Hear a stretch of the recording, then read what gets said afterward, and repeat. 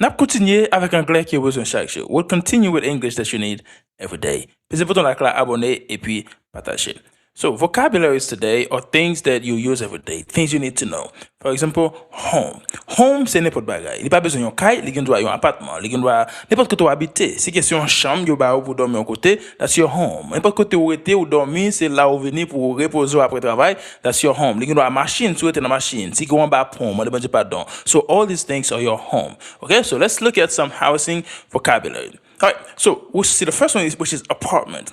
Apartment, les mean qui c'est a place where you live. A place where you live, c'est un appartement, autorité, okay? Ou qu'on a un propre unit too. C'est un building qui a plusieurs units, so that's my apartment, all right? Let's look at bedroom. Bedroom is the room where you sleep, koto dormi, okay? Your bedroom, c'est koto dormi, all right? Dans cas là, il y a plusieurs parties. Your bedroom, répétez après moi, bedroom, c'est côté qui est dormi, all right? Next, we see the living room. Living room, lui-même, c'est salon. Salon. Qui veut dire que c'est côté où relax, watch TV, OK? Et puis enjoy you. That's your living room. Ou après, il y a un canapé, un sofa. That's your living room. Répétez après moi. Living room. Living room. Next, we see the kitchen.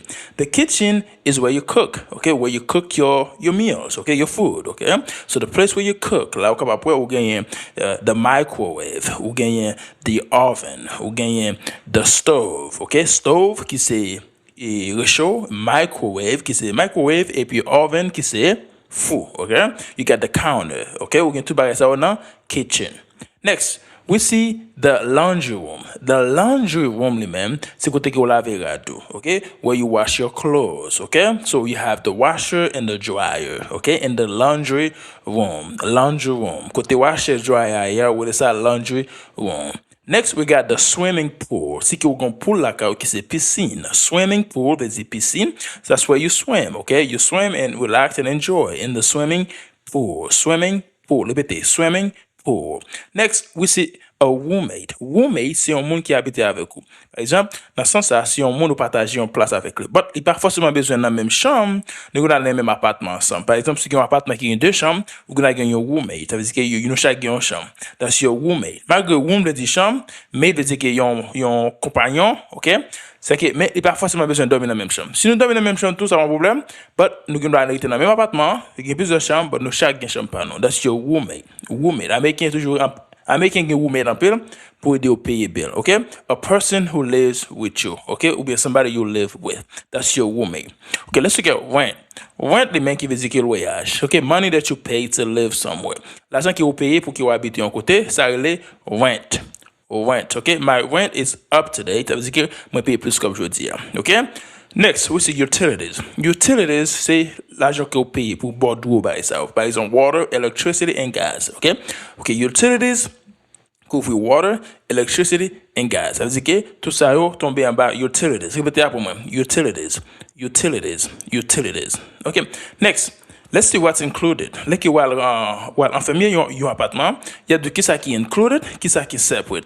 Included veut dire inclus. Ça veut dire que ça inclut dans le prix qui va payer.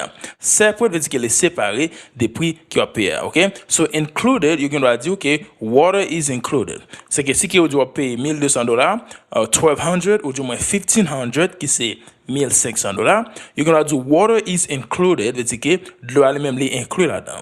Ou pas besoin de payer pour de l'eau séparément. Okay? So already in the price. It's already in the price. It's included. It's already in the price. Separate. But they might tell you that internet is separate. Internet is separate, veut dire que ou pas bon internet. Le plus souvent, là, on fait mi appartement, c'est rarement où on a une qui tout bas au internet. Mais le plus souvent, il pas bon internet. So it is separate. So you have to pay for that. You pay extra for that. Okay? So included and separate. Different. Next, let's see some key expressions. So if I say, what is your apartment like? What is your apartment like? Ça veut dire que comme appartement hier. So you think en fait your appartement, I'm gonna do what is your apartment like? C'est que m'a demandé comme appartement, you gonna dire combien de chambres il gagne et est-ce que c'est premier étage, deuxième étage, on voit ou gonna dire li nice en dedans, ou parler de appartement. What is it like? Comment lié? Okay? So I'm asking for a description. M'a demandé une description de appartement. Si que me do are utilities included? Or utilities included? or utilities included? Mando eske bod goyo yo tout inclus, par exemple, water,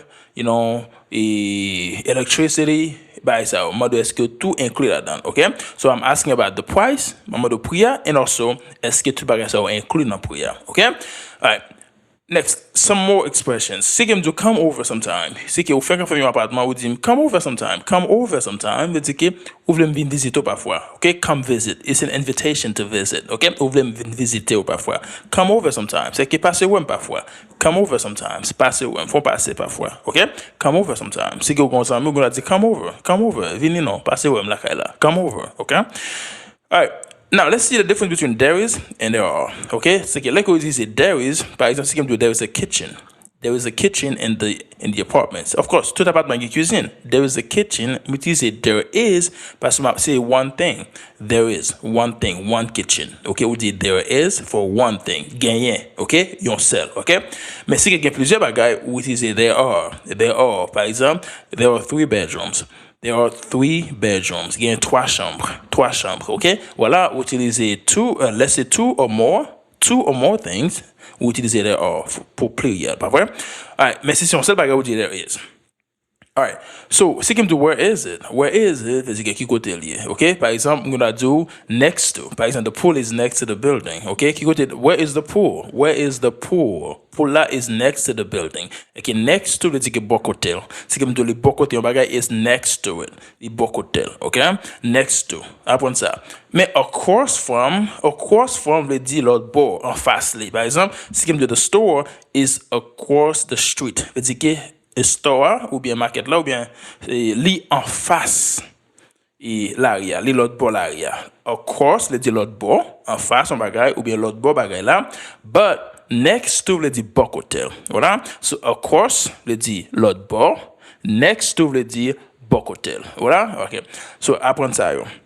Par exemple, the store is across the street. C'est que store elle même l'autre bord l'arrière. Ok, now your turn. Ok, ça c'est coupable pour que vous pratiquez. So, par exemple, c'est que what is your apartment like?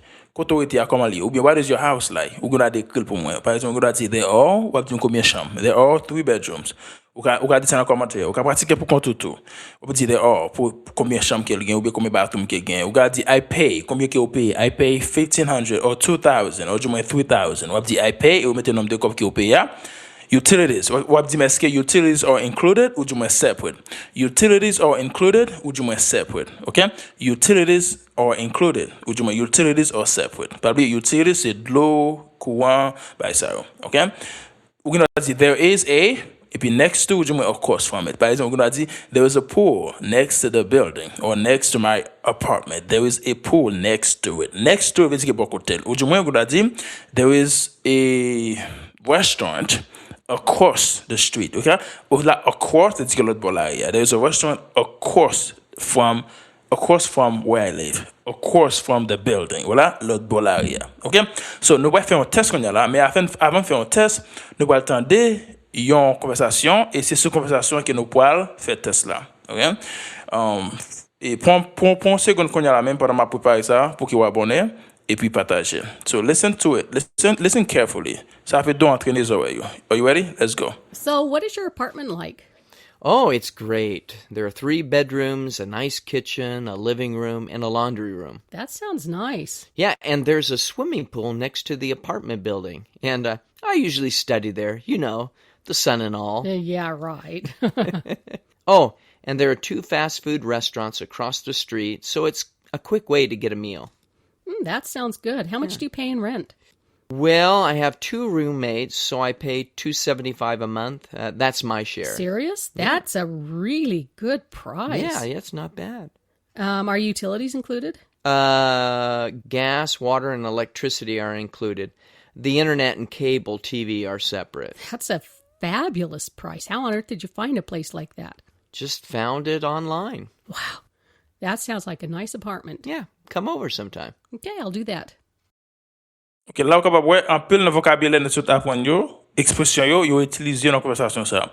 N'attendez une deuxième fois parce que nous allons répondre à question sur lui. Pay attention, vous apprendre, vous entendez bien pour capter ça audio. OK? Listen to it one more time with me and après ça, on va répondre question et puis on va terminer. So, what is your apartment like? Oh, it's great. There are 3 bedrooms, a nice kitchen, a living room, and a laundry room. That sounds nice. Yeah, and there's a swimming pool next to the apartment building. And I usually study there, the sun and all. Yeah, right. Oh, and there are 2 fast food restaurants across the street, so it's a quick way to get a meal. That sounds good. How much do you pay in rent? Well, I have 2 roommates, so I pay $275 a month. That's my share. Serious? That's a really good price. Yeah, it's not bad. Are utilities included? Gas, water, and electricity are included. The internet and cable TV are separate. That's a fabulous price. How on earth did you find a place like that? Just found it online. Wow. That sounds like a nice apartment. Yeah, come over sometime. Okay, I'll do that. Perfect. So now let's do something and answer some questions. Nous répondre quelques questions sur conversation pour tester compréhension pour est-ce que vous vraiment comprendre ça ou te dire. So test, okay, let's look at it. So we see number one, si me pose une question me dire how many bedrooms does the man's apartment have? Okay? Partenaire qui t'a parlé, combien de bedrooms, combien de chambres qui appartement lui-même li gagne? Est-ce que c'est one? Est-ce que c'est two? Ou du moins est-ce que c'est three? Okay?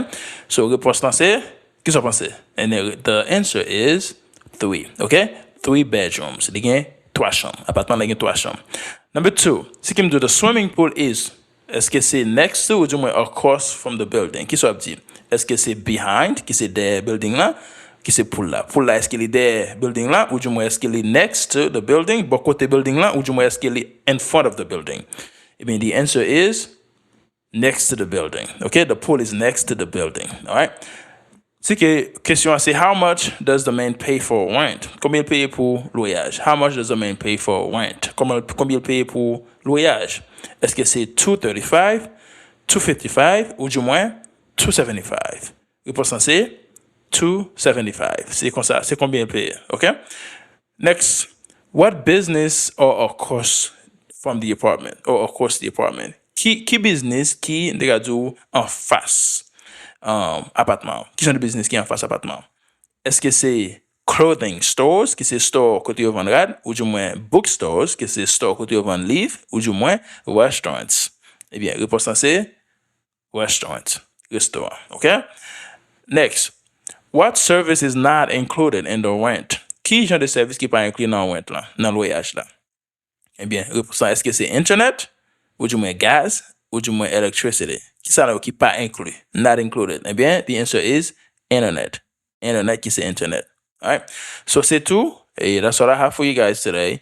C'est ça m'a pour faire. On se qu'on abonné, petit bouton la classe. Si vous avez apprécié ou avez aimé mon bagage dans la classe là, faites-moi connaître. OK, vous un commentaire, faites-moi connaître. Partagez, faites l'autre monde joindre vidéo ça et puis abonnez. Pas oublier entrer sur un groupe WhatsApp là pour continuer pratiquer, continuer de utiliser anglais qui est déjà connaît, pas vrai. Et puis quelques questions dans la vidéo ça qui est là pour continuer à apprendre anglais avec Teacher Jay sur anglais now. Thank you so much guys and I'll see you soon. Bye bye.